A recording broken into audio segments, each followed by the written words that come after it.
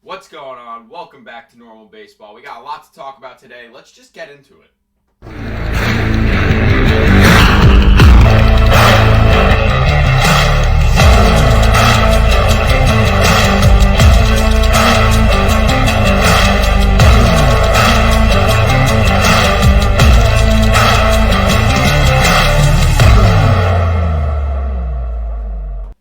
What's going on? Welcome back to yet another Normal Baseball podcast. I'm Alex, Normal Dog. That's Lewis. And we got a lot of interesting baseball. It's been 2 weeks since we last recorded a podcast episode. But we're back. It's fine. Things happen. Busy week. Yeah. How have you been? What's been going on? Not too shabby. Been watching a lot of baseball. Been watching my players for the Homer draft. And loving life. Yeah, wow. Nice. Yeah, it's been a fun couple weeks. Some drama stuff, some cool stuff, some prospects. But we'll talk about all of that. But like you said, let's just get into the Homer draft first. I kind of want to get it over with. Rip it off like a band-aid. Yeah, so your players for the Homer draft were Mike Trout and Mookie Betts. And combined in the last 2 weeks, they've had 9 home runs. And my players for the Homer draft were Seiya Suzuki and Tim Anderson. And the last 2 weeks they had 0 home runs. So you currently lead 14-3 Not bad. The Homer draft. Hey, that could be a comeback right there. Hey, I have faith. Yeah. I have faith. Don't call it a comeback. We're also playing each other in fantasy, and it's coming down to the wire today. No, it's not. Oh, yes, it is. I am beating you. Right now, it's coming down to the wire. Nah, let's see. Here, let's give a live update, because I believe it's not close. 424 to 358. Yeah, that's easy. That is not close. I think I have 3 starters. We'll see. Today. I'm 5-0 in that league, by the way. So yeah. Okay, so do we want to do? We're gonna do new Homer draft picks. Do you want to go first? Or you want me to go first? You go first. Come on, give you the best of the best to pick from. I'm gonna go with. Shoot, I don't know. I'll go with. I'm gonna go with Giancarlo Stanton for the AL because the Yankees are playing the Orioles this week. Who do they play at the weekend? They play the Orioles and then the Rays, but they play the Orioles at home, so I'm kind of hoping Stanton will get a couple, and I'm pretty confident he will. Okay. All right, who's your pick for the AL? And either. For the AL, I think I kind of want to go with Shohei Ohtani. Okay. Give me Showtime. He hasn't been great. Yeah, but I have a feeling that he'll pick it up eventually. We'll be talking a little bit about the Angels, so looking forward to that. Yeah. Okay. So my next pick, I'm gonna go with. This is tough because I need an NL. I'm gonna go. Shoot.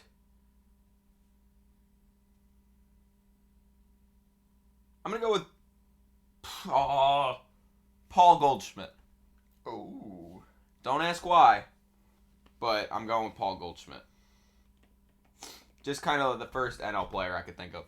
All right. Arenado, I think let me down a couple weeks ago. So let's see if Goldie can. He did. He definitely did. All right, and for my NL pick, I'm gonna go with Kyle Schwarber. Who do they play this week? They play the Braves. Yeah. Yeah. I don't hate it. I don't love it, if I'm being honest. I think he'll get a hold of a couple. Yeah, I'm not a fan. I'm not worried. I'm not a fan. Well, I'm just not a fan of your picks. That's fine. I'm not a fan of your picks. All right. So, last couple of weeks have been fun. What you got in the last couple of weeks? I mean, let's start with the most recent news. Adley Rushman finally up in the big leagues. Oh, yes, it's about time. Round of applause. I feel like we should start from 2 weeks ago, though. 2 weeks ago? So we're not... Let's see. We could talk about the Reid Detmers no-hitter. We could talk about what happened in Chicago. All right, we'll talk about Reid Detmers. So Reid Detmers, 22 years old, his 11th major league start, threw a no-hitter against the Tampa Bay Rays in Anaheim. He's on the Angels. Extremely cool. Oh, I mean, might be a little late, but it's very cool. The thing is that he had 2 strikeouts. Yeah. Which meant he got a lot of contact and ground ball and fly ball outs. So a lot of people were saying it was luck rather than I mean, I don't think it was full skill. You're shaking your head. I don't want to say it's luck, but I mean, I don't think he was sitting there going, fly ball to center field. I knew that was going to happen. Like, they were making contact with almost everything he was throwing. What? My file here. What do you want? Google Docs? No, I use Word. That's why we don't use Word. I love Word. Yeah, Google Docs is better than Word. Anyway, but yeah. So that happened. I don't know exactly what to think. I mean, it's amazing for him, but 2 strikeouts, a lot of contact. There was an error in there somewhere. There was a lot of weak contact too. It was impressive. It was impressive. Able to get done. He followed it up with a decent performance too, earlier this week. But yeah, congrats to him. It was fun. The Angels are still soaring. They are second place in their division. They are a game and a half behind the Astros. They're 25-12, I think. 25-17. Oh, 17, my bad. They're 25-17. They're a game and a half behind the Astros. And speaking of the Astros, they've been really good. And a guy that I want to point out is Jeremy Pena, who's been he's been incredible, considering he's a rookie. Really? How's he been doing? I've been... Is it weird of me to say that I've been enjoying watching some of the Astros play? Why is that weird? Why would that be weird? Why would that be weird? It's just some. They're a good team. Some of the Astros play. Jeremy Pena is batting .279. He's played... how many games have he played? He's played 35 games this season. He's batting .279, 846 OPS, which is a 148 OPS plus.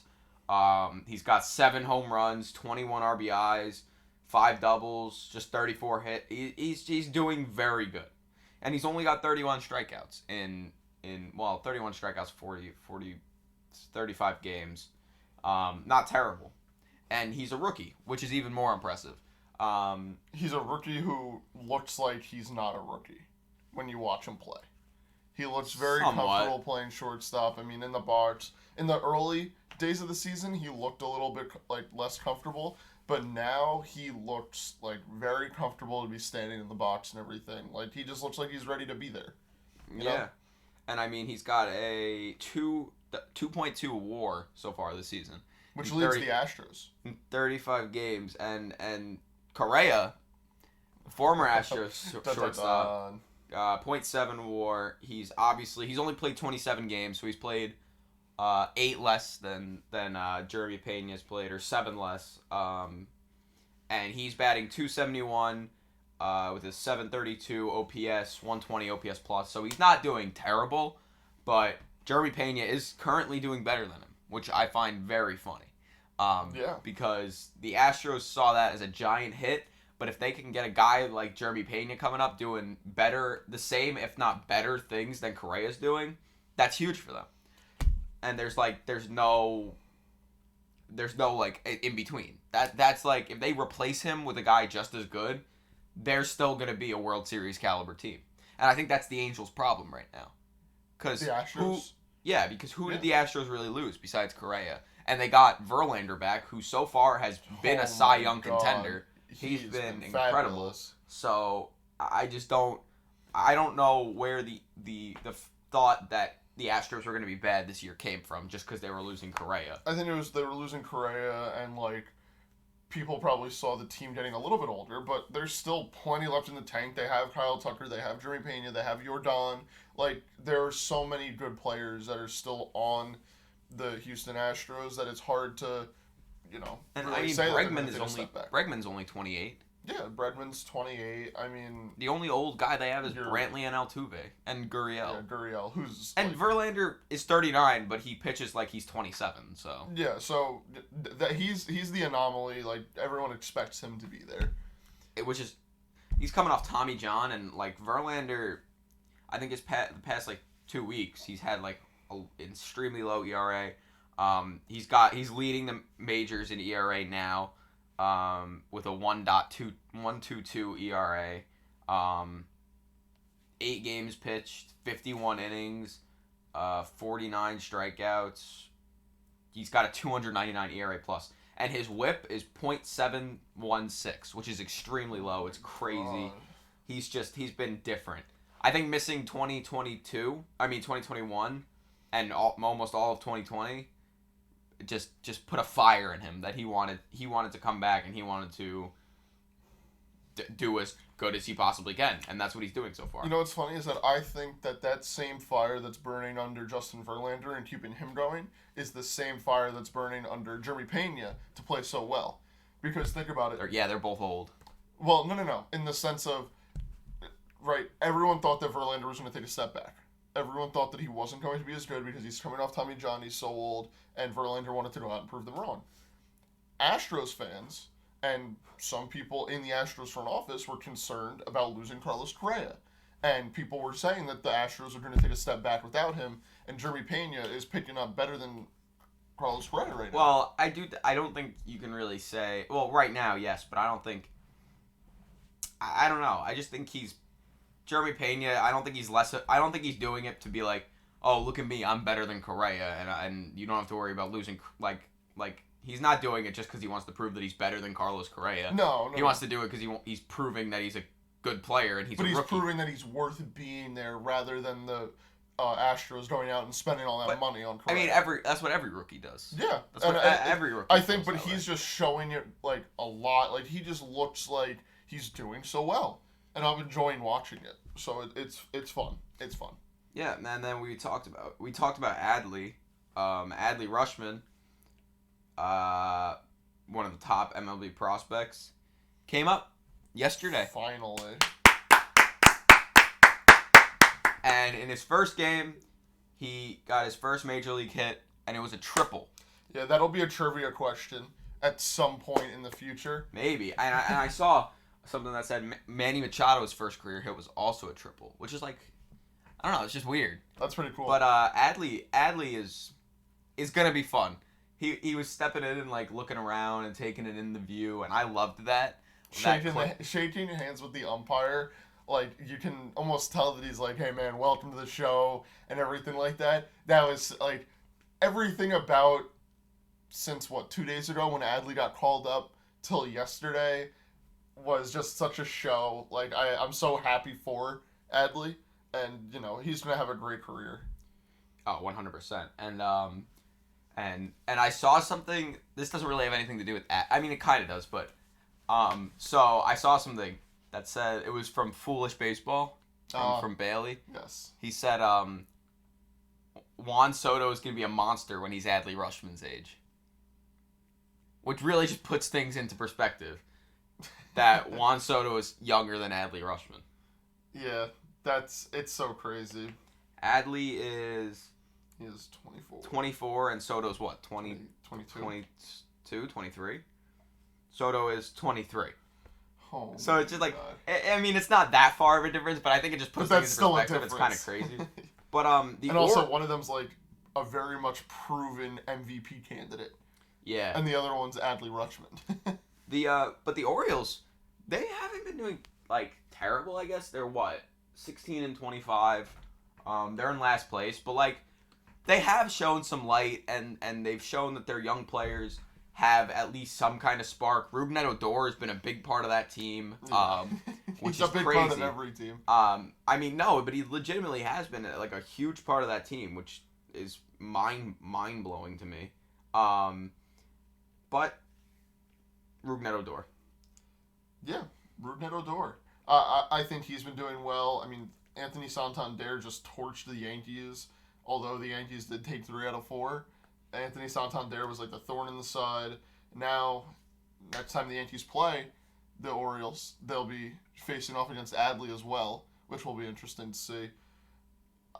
I think the Orioles, like you said, are something interesting, but they're still a very, very, I would say, a couple of really good players away from being a player away type of thing, you know? I think there's still a lot of work to do in Baltimore, but they're on the right track. They're last place in their division. They need pitching. They need everything, except for maybe outfield. They got Santander, Hayes, and Mullins in the outfield. Their infield is what? Mountcastle, Urias, I think, Rougned Odor, Jorge Mateo, and, who's good. I think, and now Adley. But Adley has the potential to be insanely good. But obviously, we've only seen one game, and in the minors, he was struggling a little bit. Coming back from injury. But we'll see. Hopefully, they don't send him back down at any point. I hope he's here to stay, similar to Bobby Witt and just like all that. But they got their service time out of him, which is all they really wanted. That's all they wanted. Congrats again to Adley Rushman and the Baltimore Orioles. Yeah, I mean... Last place on paper, 18th in my heart. Fair enough. That's good. I would have went with 17. But, yeah. I think it's this season is a lot of fun. I should not say very fun. This is a lot of fun just because we have all these different prospects up in the show right now. Like, you want to try to list a few? Prospects? Yeah. Top prospect. Like, all right, let's just go back and forth. Okay, go. Rushman. Nico Goodrum. I mean... Nico Goodrum. Nolan Gorman. Fuck. Where did I get Nico Goodrum from? Oh, that's the Tigers. Sorry, can you tell I was watching a Tigers game this morning? No, Nico Goodrum's on the Astros, bro. Is he? Oh, yeah, he is. He was on them last year. Bro, we were about to go. It's like such a nice little. Okay, Nolan Gorman. No, we got to restart. Adley Rushman. Nolan Gorman. Bobby Witt. Nico Goodrum. Spencer Torkelson. J-Rod. Oh shit. Ow. It's so crazy how many prospects are up. It's crazy. Name another one. Name another one. Oh shit! You had like two in your mind, and we're yo, the amount of prospects. Well, you listed off the only 5 that I really had going for me. Bobby Witt, right? Did we say him yet? You said him? Yeah. Yeah, Bobby Witt. Oh my god, my allergies. Jeremy Pena, yeah. No, but I get what you're saying. There are a lot of young guys, and there have been for the past like 3 or 4 years, and it's so fun. I love it. Young, impactful guys that already have like a following of like, hey, this guy's gonna be good. It's not some random guy that's getting called up and everyone's like, oh, we don't know about him. Like, you know, Adley's the top prospect in baseball. J-Rod is right up there with him. Bobby Witt, top prospect. It's everything about baseball right now is so much fun. I encourage everyone to watch more baseball. What words of wisdom right there. I'm genuinely crying. I'm touched by that. But yeah. So what else do we have to talk about? You want to talk about White Sox Yankees? Let's do it. All right. So break it down. So White Sox and the Yankees. So last weekend, the Yankees played the White Sox, and bases loaded, bottom of the first for the White Sox. Who was it? Gavin Sheets struck out, and Jose Trevino threw over to third, tried to get. And Tim Anderson was lurking off the bag. Tim Anderson dives back. Josh Donaldson kind of puts his knee in front and tries to tag him. Tim Anderson didn't like that. Got up, had words with Donaldson. Benches cleared. And since then, it was like, it's very tense. The Yankees won 3 of 4 in that series. But it was very, very tense. And then this weekend, 7 of the last 10 games are going to be against the White Sox. Same thing with the White Sox and the Yankees. They're playing them again. And Friday night got rained out. Doubleheader today that we're going to. But anyway, yesterday, they had words again on the field. Apparently, we know it's true. Donaldson called Tim Anderson Jackie, as in Jackie Robinson. He said, like, what's up, Jackie? Donaldson said that it was just like an inside joke, and that it used to be like okay, and he doesn't know what's changed since then. But then in the 5th inning, before Donaldson could even come up to bat, Yasmani Grandal had words with him. The bench is cleared. It was a whole big thing. They both got warnings. The Yankees did win that game 7-5. Not too relevant, but still. Yeah, it's interesting, especially between two guys that I've like never heard of them having beef whatsoever. I think it just started from what you started with is the slide of Tim Anderson going back into third base and JD being right there. It looked like it was an accident that JD pushed himself into Tim Anderson, but also I could see a world where he did mean to do it to try to force the out type of thing. But I think that really got under TA's skin. And then, of course, being called Jackie and having words exchanged throughout an entire half inning while on second base for Josh Donaldson and Tim Anderson didn't help put out the fire. And then Yasmani is a very big guy on defending his players. Which is reasonable. Very reasonable, but I don't think it should have gotten to the point where Tim Anderson is having to be held back by 3 different White Sox, and JD is being held back, and the entire Yankees organization is being held back by Aaron Judge and Giancarlo Stanton once again. Yeah, I don't really know how to feel about it because the whole Jackie thing, I completely understand why that's wrong. But if it's an inside joke, I don't really know where to stand on it because I don't know where it is between him and Tim Anderson. I don't know what the relation there is. So if it truly was a joke at some point, I guess maybe something did change or something. So I don't really know where to stand. I think because it could be taken very seriously, but it also could be taken as a joke. So I don't know what the in between is. We don't know enough. All that was said was that it used to be a thing, is what Donaldson said, and there was a whole thing, and they laughed about it. Tim Anderson said that he took exception because he said, "What's up, Jackie?" It's a weird ground that we're on, and I don't want to be on. I'm not on either side. I'm kind of neutral on this. Completely agree. I mean, it all depends on how Tim Anderson feels. I know that after the game yesterday, Josh Donaldson did ask if he could have a sit down with Tim Anderson to formally apologize and talk things out. Which that I did not see. Second time that JD would be doing that this season. First time was when he first got traded to the Yankees and sat down with Garrett Cole for 2 hours in Aaron Boone's office. But I definitely think that would help resolve tension and everything because these are two really good teams that, of course, in a perfect world, for the Yankees, they don't have to see them in the playoffs. However, there's a chance, and between two teams that don't really like each other to begin with, then you have these two guys who are feuding, and a playoff atmosphere. It's just a recipe for disaster. I really hope that they can diffuse the situation and everything gets worked out. Nice. Thank you. Nice. I practiced that this morning. But yeah, obviously, they play 7 out of 10 games. 7 of their last 10. I don't know why they schedule it like that. I hate that. I feel like they should meet later in the season and not the weekend after. Yeah, very annoying. You play 4 games against the team away, play another team, then immediately play that team again. I don't like that. I hope they don't do that. How and I see 7 of their last 10 if they played 4 against the Orioles. They did not play 4 against the Orioles. They played 3. They played 4. Oh, I think it's 7 out of 10. Currently, I think. No, I don't know. I saw 7 out of 10. All right, fair enough. That's what I saw. So I don't know what you want me to tell you. I don't know what you want to tell me.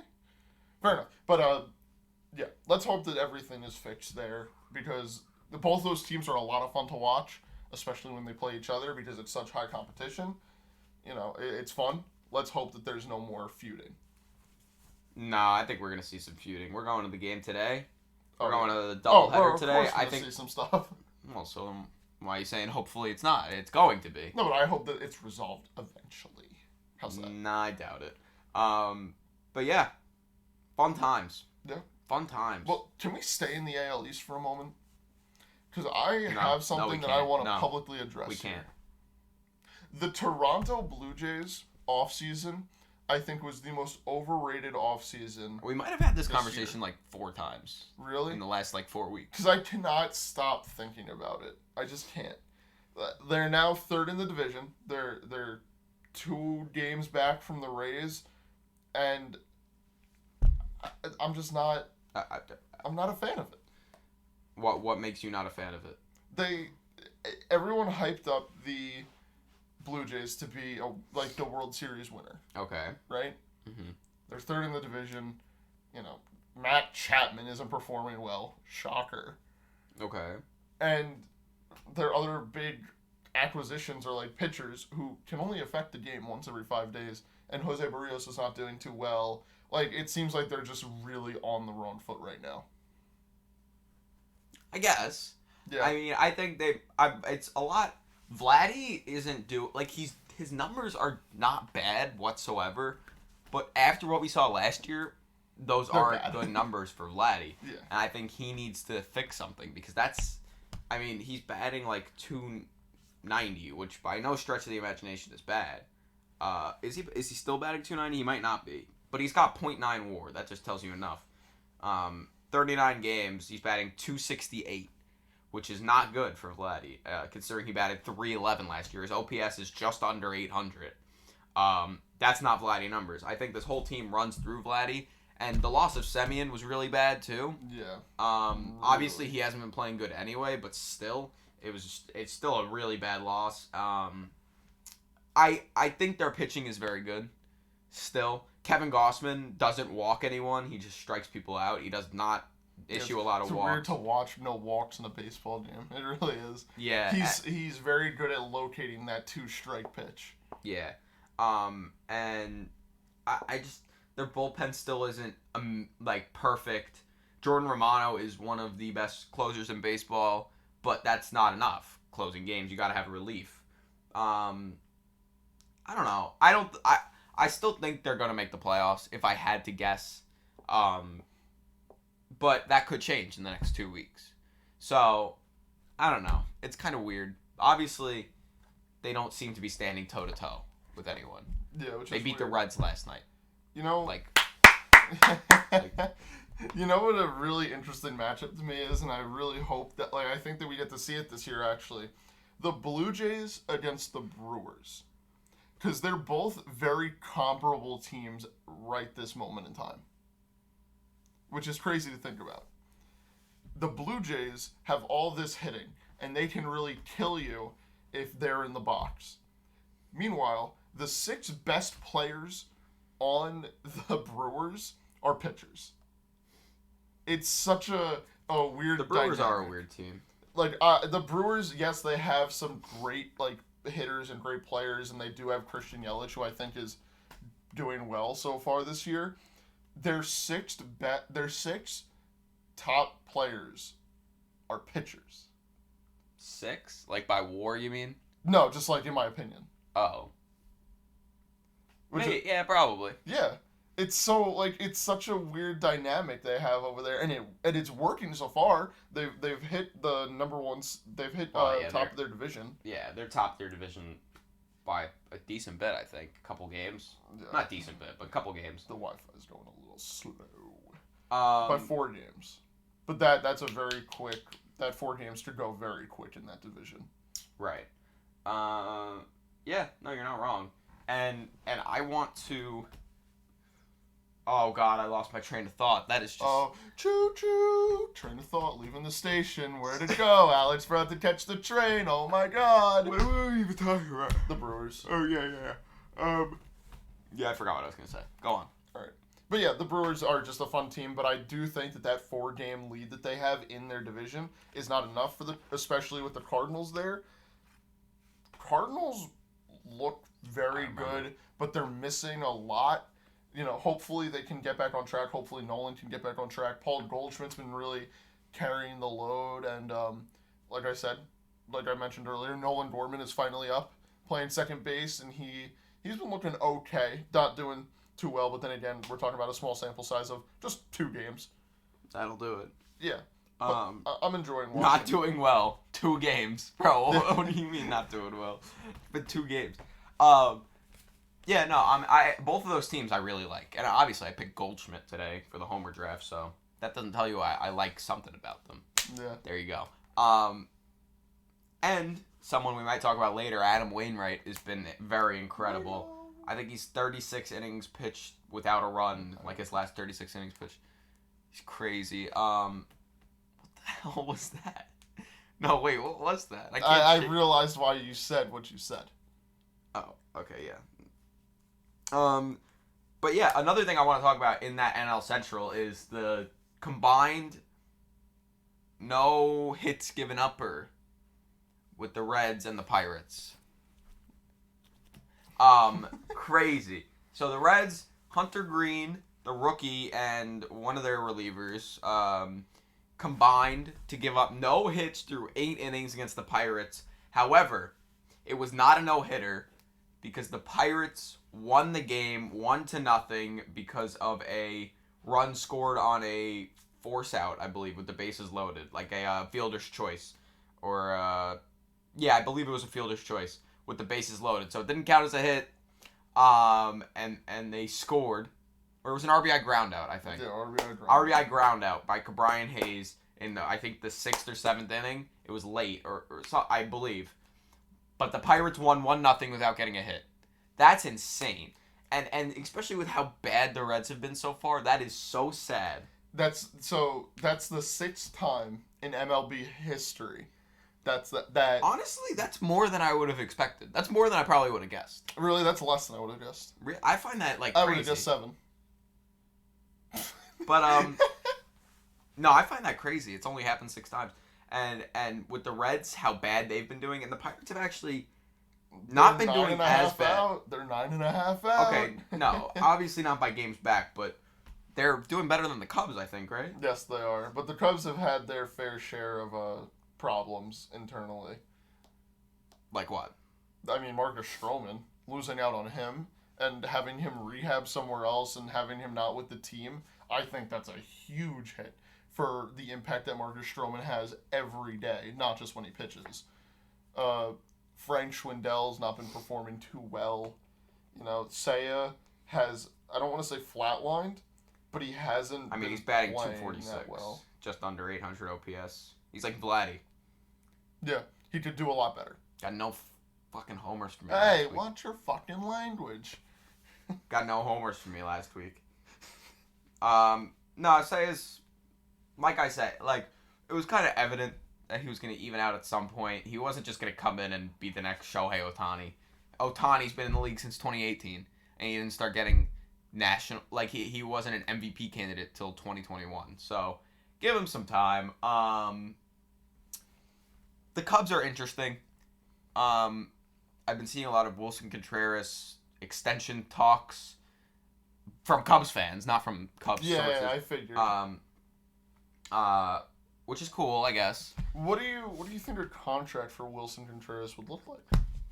4 years, $3. It's not bad. And another situation I wanted to talk about is in one of the games, freaking Vogelback.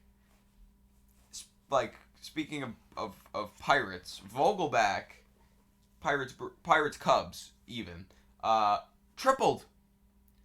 Yeah. Big body. It's beautiful. Big body Daniel Vogelback with a triple. Faster than I could have done it. Honestly, me too, probably. And that's just crazy. That's all I really wanted to say. I just wanted to point out to everyone that Daniel Vogelback hit a triple. Daniel Vogelback did hit a triple. That's a story in itself. But yeah, the NL Central, fun times. I want to talk about the NL East with the Mets, Braves, Phillies, Marlins, and Nationals. Nationals and Marlins, unfortunately, are a little bit lower on the list. But the Braves, I mean, what the hell is happening? The Mets are 27-15, and they are first place in the NL East by 7 games above the Braves. On paper, the Braves should not be 19-21 right now. Yeah. But last year we probably were saying the exact same thing, and look what happened. So I don't want to say, like, the Mets were. This is the exact same thing that happened last year. the Mets were doing extremely good. The Braves were doing very bad and underperforming, and then it flip-flopped. Right. And I just don't know. Like, I don't know what to believe anymore. You know? Well, especially after last year. I don't know what to believe in this division. So the thing that I want to point out about the Braves is that they have, like you mentioned, they have gotten off to a slow start. However, they are missing a lot of their pitchers, the big one being Tyler Mazdick and Eddie Rosario on the offensive side of things. But besides that, it doesn't really make sense as to why they're struggling. I think this might have something to do with strength of schedule a little bit in the early season. Not to discount the Mets, because I still think the Mets would be first in the division. But if they're a good team, they should be beating those teams. So I don't think their schedule really matters. Same thing with the Mets. The Mets have a very tough schedule coming up. They have Padres, Dodgers. I forgot who's. I think Padres again or Giants. Padres at home. No way. Dodgers, Padres, Giants. I believe they have. So it's tough. Freaking Lewis's eyes lit up when I said fucking Mets Padres. Well, I mean, I love watching the Padres. I would love to go see them play again. Mets Padres? Mets Padres? What? Well, no, I just had to do it home. Kramer. Mets Padres? But they also have a tough schedule coming up, so that's like their first big test. And the Braves, I mean, they're a good team. They just got Acuna back. Acuna has played 14 games. He's got 8 steals. Yeah. Woo! Me went, woo! And, I mean, if we can, I think it's only fair that we do give the Mets praise. I mean, and the Phillies, to be fair. I'm just adding them in the conversation with the Braves. Oh, yeah. Like, underperforming. Their pitching staff is really good. What were you saying? I think that it's, like, we really need to give praise to the Mets. Like, they made the right signings when they needed to this offseason. I mean, bringing in Max Scherzer, who is down right now, which is Max Scherzer very sad. Is down. We will talk about that in a minute. But all in all, their team has just been really putting it together, and I think that they are the team benefiting the most from the universal DH. Let me break it down for you. Yeah, break it down for me. When they played the Phillies. I disagree, by the way. Right? When they played the Phillies and they came back from that 7-1 deficit. No pitcher. You know, what would they have done? It was... Well, you can say that about so many different situations and so many different teams. I know, but You're just giving one example. No, but that's like a very big example of when it benefited them. But they would have throughout the entire season. Anyway. How do you know that? I can guarantee you they would have pinch hit. Well, let's find out. So, I disagree. Throughout like the entire season, I've been noticing that the Mets always have this lineup that looks like they can do it. You know, they can get it done whenever they need to. That's every year. Yeah, but they don't. This time they actually have it. Yeah, I don't know. I believe in them. I guess right now, once things start to go downhill, I think it might go very quickly. if it does, is it imminent that they go downhill? Max Scherzer is now out 6 to 8 weeks with a oblique injury. Oh, I read 2 to 3 months. No, 6 to 8 weeks is 2 to 3 months. It's the same number. 6 weeks. No, 6 to 12. 8 weeks is 2 months. Yeah. 6 to 12 months? What are you talking about? It would be 6 to 12. I said it would be 6 to 12 weeks. It's 6 to 8 weeks he's out with an oblique injury. I mean, it could be longer. Yeah. And then they don't have Grom, who's on the 60 day. Grom might not pitch this season, which is insane. Scherzer is now injured.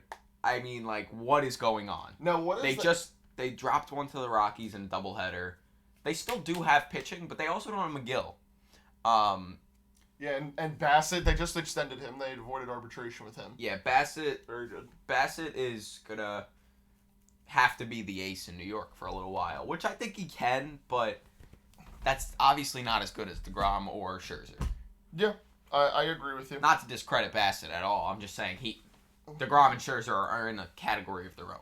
So now, that makes it interesting for DeGrom if he winds up not pitching as much this year or not pitching at all. He already came out and said that he's declining his player option. What happens there? They give him as much money as he wants.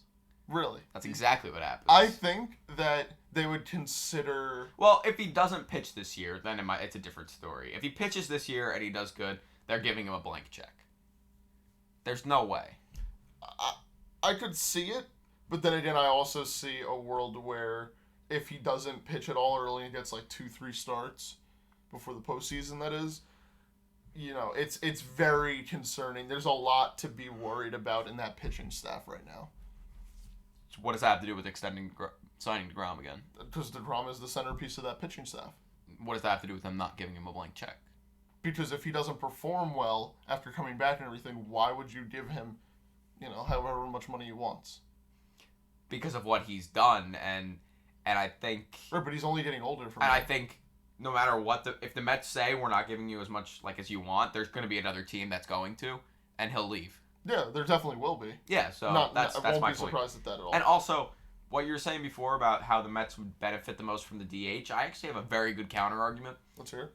So, staying in the NL East, Bryce Harper has had a elbow injury almost all season, but he's been hitting because the NL has a DH. I think I'd argue that is the most that they're benefiting the most from the DH. They have the MVP of the 2021 NL MVP. Stop being fucking biased. You have no reason to be. They have the 2021 NL MVP. Instead of putting him on the IL for however long, because he's been injured. Yeah, he's been injured for a very long time with that elbow. They have him in the lineup every day hitting as a DH. And I think that's value. That's value. And Harper this year, granted he's only been DHing, is batting .304. Okay, in 35 games DHing. He's batting .304, 980 OPS, 27 RBIs, 9 home runs, 14 doubles. That's unmatched. He's doing insanely good as a DH. And he's not playing the field. Okay. He's being silent because he's against Bryce Harper for no reason, and he knows it. I don't like Bryce Harper. Right, I'm not denying that he's not a good baseball player. But you have to have an unbiased opinion here. I mean, that's insane. No, those are good numbers for right now. 2021. We're only talking about up to right now. That's insanely good. I don't think there's any other team that's getting that much value out of their DH on the NL side, and he's DHing almost every day. Yes, but the thing is that I'm talking about as a team, not just individual performance-wise. I'm talking about a team too. Who's benefiting the most? They're better. I don't think the Mets have won 27 games because they have a DH. No, but I definitely think that it contributes to how they structure their lineup how they get pitched around. I disagree. Okay, fair enough. We can have our own opinions. What do you mean pitched around? How they get pitched. Sorry. That didn't make sense. Yeah, because how comfortable would you feel walking a guy with 2 outs if you knew that the pitcher was coming up next to bat? But that's not you were talking about late game. No, that was my example of how they've benefited in the late game. But when has that been a thing? When have they had the 9-hole hitter coming up with like the bases loaded? I bet you it's happened for every NL team. Right, that's what I'm saying. I don't think it has anything to do with. Right, but I'm saying that the Mets have the power, right? Like they have the skill in their lineup. Obviously, losing James McCann is one thing. Who hopefully he can come back and be better, but they have the skill in their lineup that it benefits them the most because now they have more bats to throw at opposing pitchers. I mean, I just disagree. I don't think their bench bats are anything that special. I don't know. I just, my opinion, I disagree. But to each their own. Fair enough. What else we got? The Phillies also underperforming, but we knew that. Yeah. That's been a thing. The Dodgers are coming into their own. We just literally right before we hit record said that they were on a 7-game win streak, and Alex's answer was, yeah, that's the Dodgers. Yeah, it's kind of crazy because before the 7-game win streak, they must have been 20-12, which for the Dodgers they seemed like they should have been better, and now they're freaking 27-12, which is this good for the second best record in baseball behind the Yankees. But yeah, the Dodgers they're dominant. Yeah. They are a dominant force. They lost a couple games to Pittsburgh, I think, and everyone was flipping shit. But they've won 7 in a row now, and they're dominant. Yeah, they're doing very well. They overtook the Padres at the top of their division. The Giants are falling a little bit behind. Giants are 5 games back. Padres are staying in it, 1.5 games back. And I think that they're still going to be the thorn in the side of the Dodgers throughout the whole season, especially when they get Fernando Tatis Jr. back, which, I mean, I'm counting down the days at this point. I'm just looking forward to it so much. Oh, me too. They're a game and a half without him. Yeah. That's crazy. Game and a half, right now, early in the season still, but it's still a game and a half. I think the Dodgers clicked. Like, they got that spark, and it came from the Pittsburgh series. I think, although they lost 2 out of 3, Justin Turner came into his own. Justin Turner had a fabulous 3-game set against the Pirates. He did really well. I don't know the exact numbers, but he did well against Pittsburgh. And Trey Turner is looking to be breaking out of that little slump that he's been in, which is weird to say because Trey Turner and slump I don't think should ever be in the same sentence. But he was slumping a little bit for Trey Turner standards, which was weird. Mookie Betts is Mookie Betts. They have Freddie Freeman. Their pitching staff is top class, besides Craig Kimbrell, who's kind of been not too good. But all in all, the Dodgers are just looking really well. Like, they're looking like the World Series contenders that they've looked like since, 2016? Yeah, you're not wrong. There's one thing. How well is Justin Turner doing right now? Not, like, overall, not, like, too well, but that series in Pittsburgh, only because I watched all 3 games, you just saw Justin Turner, like, really turn it on. Like, he kind of, turned the back a little bit, and he did well. Did really well. Let me see this. I gotta see this. Like, now he's batting just .215, which is crazy to say because it feels like he's been doing better. 4 homers, 150 plate appearances. Here's the issue. 30 hits. Here's the issue with everything you just said. Let me make sure. Let me make sure I'm right here before I say anything. Okay, hold on. I gotta. Something's not working here. Oh, here we go. Let's hear it. First Pittsburgh. He had one good game against Pittsburgh. Yeah, I still think that he did really well. He went over. It was one game. Yeah. It was 2 games that he did, like, well. No. It was one game. He went over in 2 of the games. I think he needed the game then. Because whatever I saw, it looked like he was much more comfortable. He was just performing well, both offensively and defensively. I just enjoyed watching it, and I think that that's a big part of the Dodgers is Justin Turner. Okay, yeah. Anyway, go on. That's it. I think the Dodgers are just that team to beat. I mean, the NL right now is interesting only because although we just talked about how well the Mets are doing and everything, they would still be the wild card team in the National League behind the Brewers and the Dodgers. So they would be the 3rd team. Yeah, they would be the 3rd team, which is weird. Because if I would have bet money on it, I would have said the Brewers would be the 3rd team. But there's so many moving parts, so many things changing. Like, that's so exciting about baseball in general. And now we have more of it, and it's just a lot of fun. Something we haven't talked about, Christian Yelich hit for the cycle.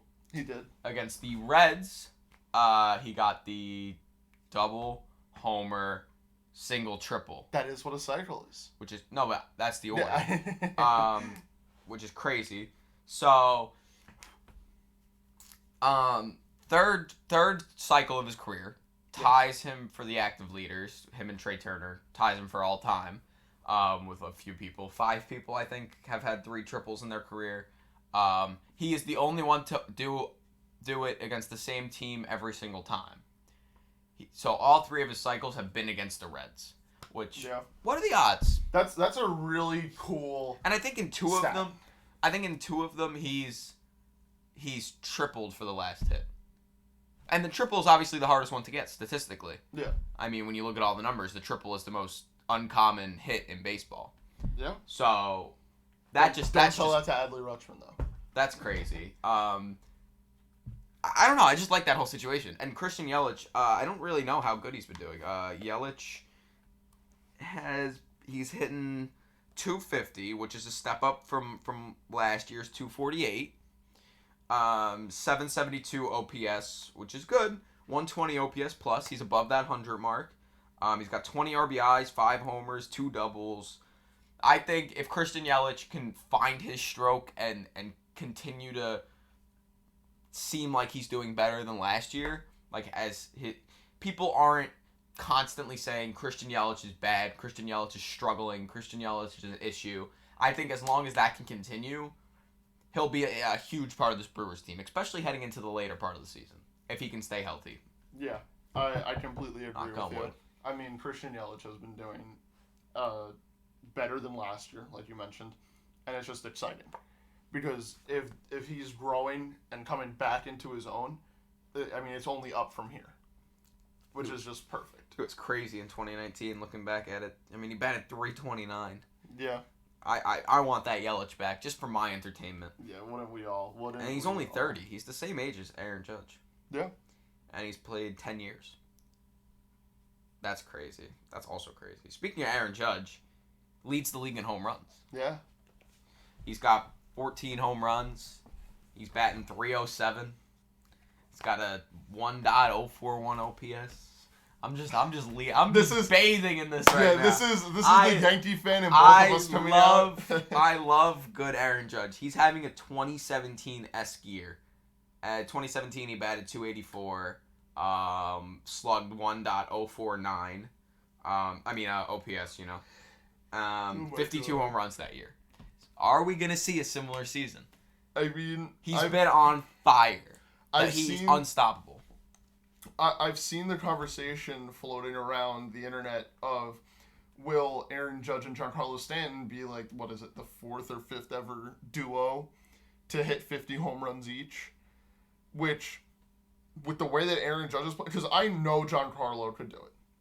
I know Stanton could hit 50 homers if he wanted to. Mm-hmm.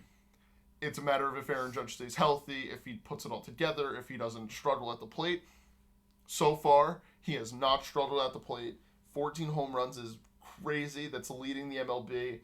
And he's not just hitting the ball over the fence. He is hitting it wherever they're not playing for the most part. Yeah, he's just getting around every defense. Yeah, it's great. And he's gotten a lot faster. We've seen him beat out a couple of infield hits. Yeah. Which I can only imagine being a first baseman and having to watch Aaron Judge haul ass 90 feet down the line. It's probably got to be one of the most terrifying things ever. Almost as terrifying as this. That was my impression. But he's got to be... Like, it's so much fun to watch him and... who's their other outfielder? Who's the hell? Stan? Gallo? Tim LeCastro. Oh, shit. He's been doing well. Tim LeCastro hasn't played in 2 weeks. I know, but I love Tim LeCastro. I have to mention him in every episode. I love him.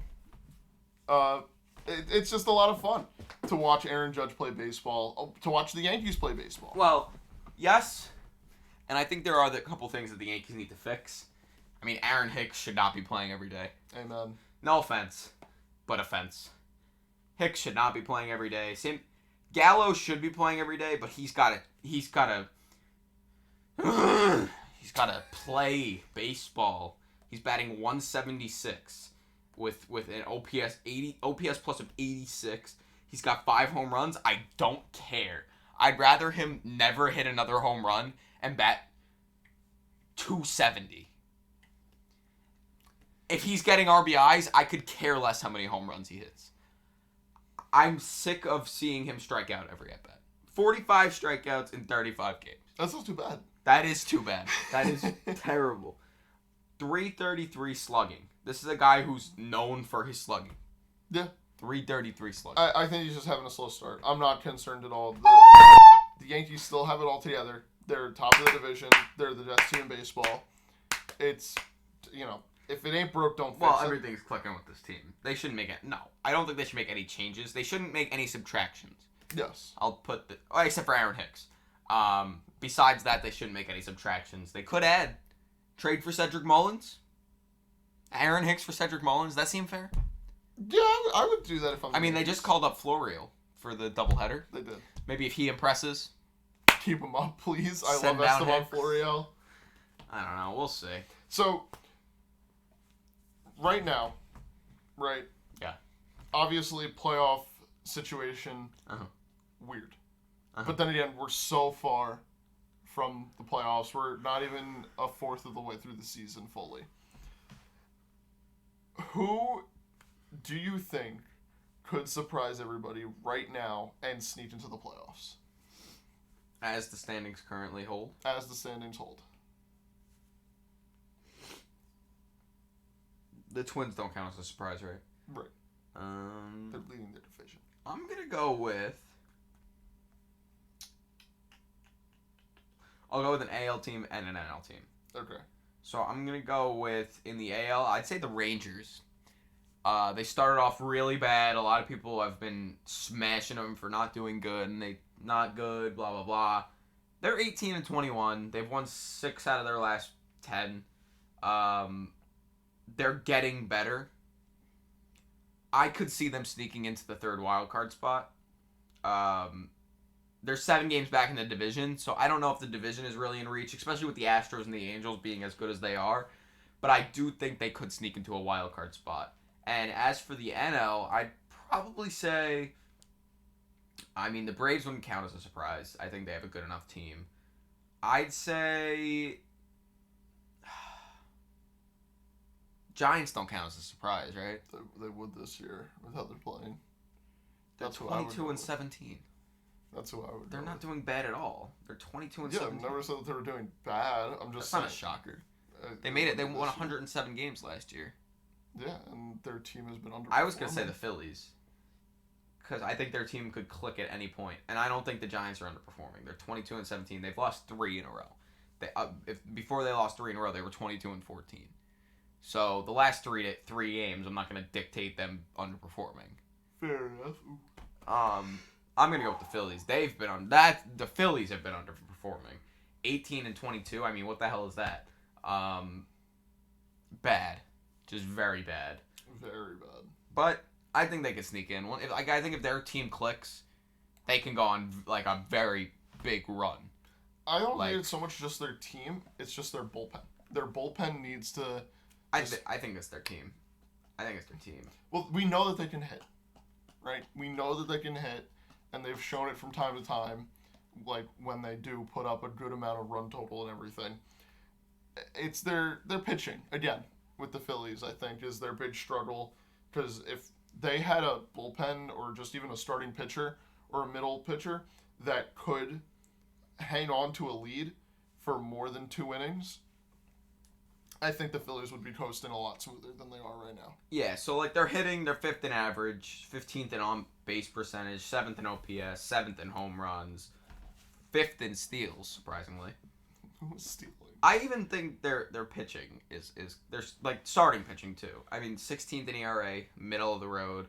I don't know. And their bullpen ERA, 24th in ERA.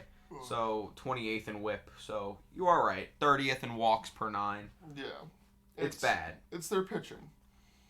And it's been their pitching. Even last year it was their pitching. I mean, I think that Phillies fans, like, yes, you guys should be excited. You technically, in a Death Star world, you guys have a top 5 outfield. If you play Bryson center, Castellanos, and Schwarber. No doubt about that. Easily. Like, they have a very good outfield, and their infield is coming together. I mean, Alec Boehm, Gene Segura, Didi whenever he comes back, and Reese. Didi has been terrible. Phillies Didi is bad. Hey, listen, I have a special place in my heart for anyone named Didi. So do I. So So I'm just saying, he's been bad on the Phillies. And Reese Hoskins and JT. I mean, they have the pieces. It's just a matter of if they're just not. Pitching wants to do it. You know? So that's my thing. And then backtracking. The Rangers as your little sneak pick? Yeah. I like it.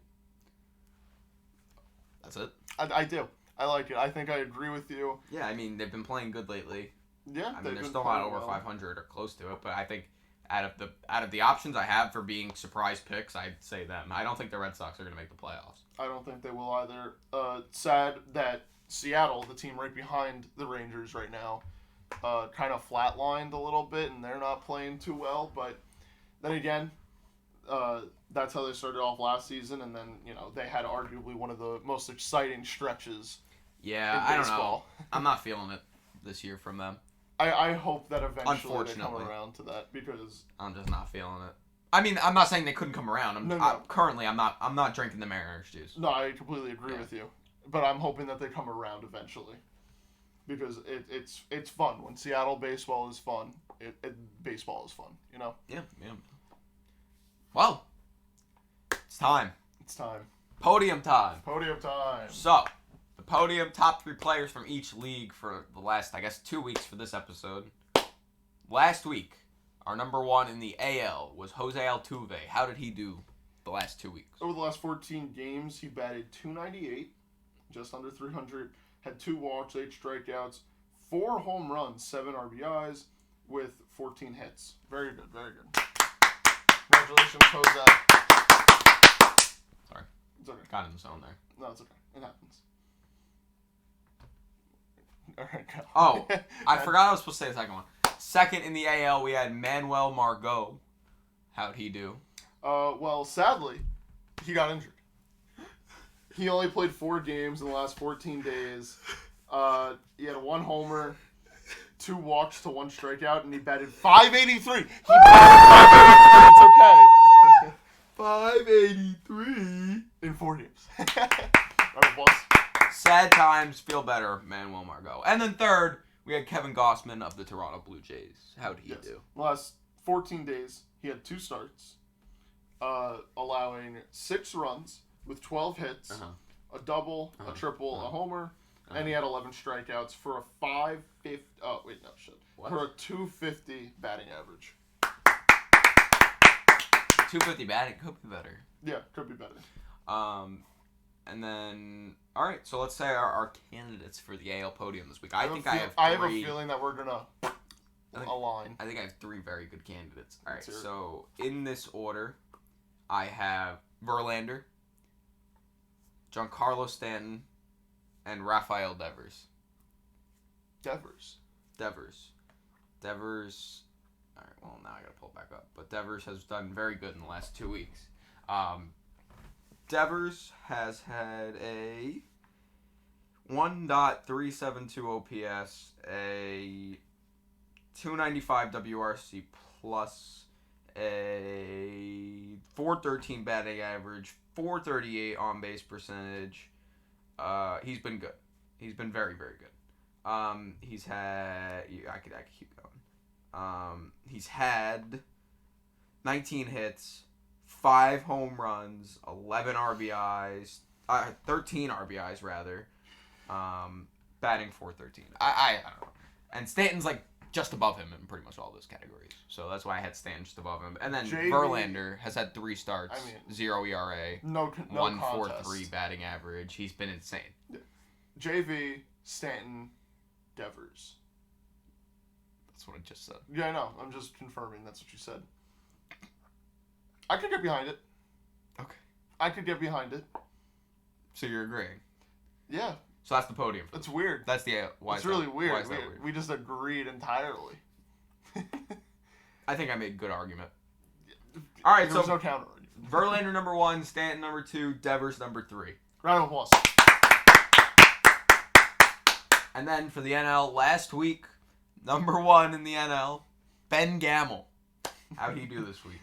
Ben Gamel, well, in the last 2 weeks, he played in 13 games, and he batted a 195, not too bad, with 1 home run and 8 hits, with 14 strikeouts.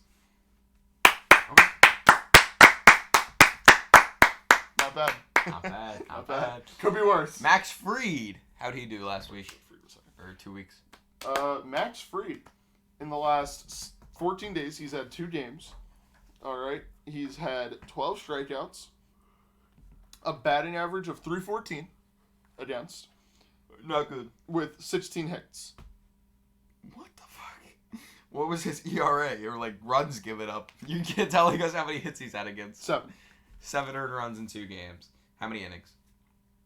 Doesn't say. No. Alright, that's fine. Hey. So not terrible, not great. Could be worse. Pretty terrible. Last but not least, big body Rowdy Tellez. How'd he do? Let me tell you about Rowdy. The last 14 days, his batting average is 191. Not bad. He's had 13 strikeouts, while having 8 hits and 2 homers with the 8 RBIs. Rowdy Tellez, everybody. Rowdy. Okay, I think we have 3 new people for this week. I would hope so. We don't have any repeats this week. No repeats. Do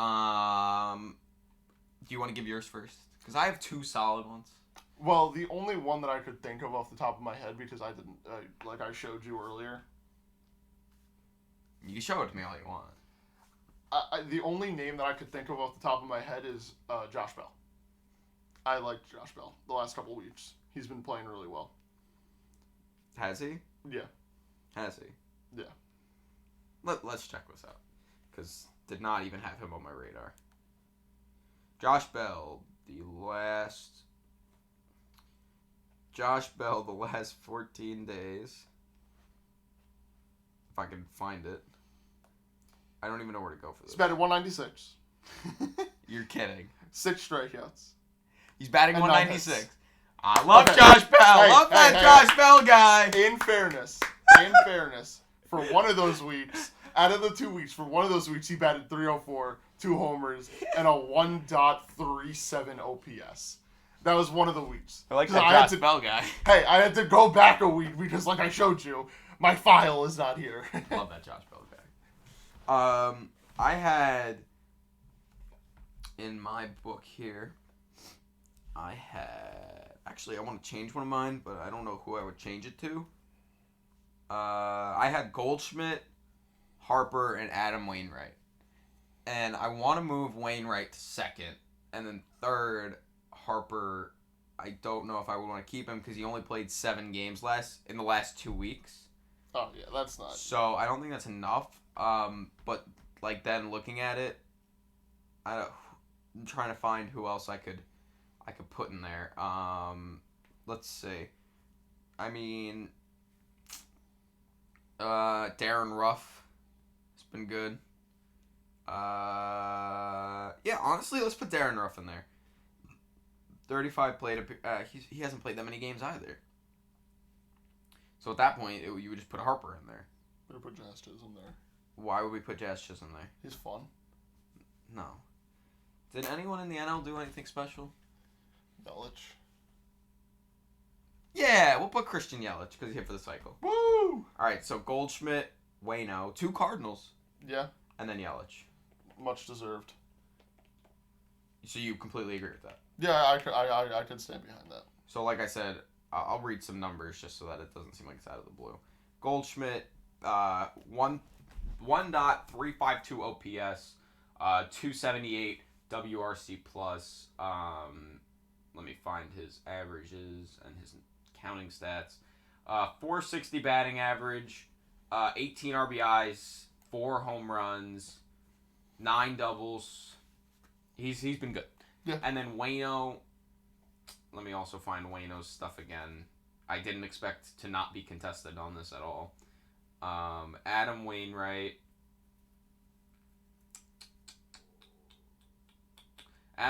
2 games pitched, 2 ERA, 159 batting average against. Wow. 318 slugging against. He's allowed 3 earned runs in 2 starts, only 7 hits, only 1 extra base hit. Wait. 3 out of those 7 were extra base hits, rather. Wow. But yeah, he's just been good. Yeah. And I just want to shine some light on Adam Wainwright. Well-deserved Adam Wainwright. Well-deserved everybody who made the podium this week. Round of applause. And we're back. We're back. So again, sorry about last week. No episode. Just gotten a little busy and everything. Life's life. But all in all, good episode. Very good episode. Yes. And this has been another episode of A Normal Baseball Podcast. Thank you for listening. If you made it this far, thank you. And yeah, that's it. We will see you next week with hopefully some more exciting stuff going on. And yeah. Peace! Peace.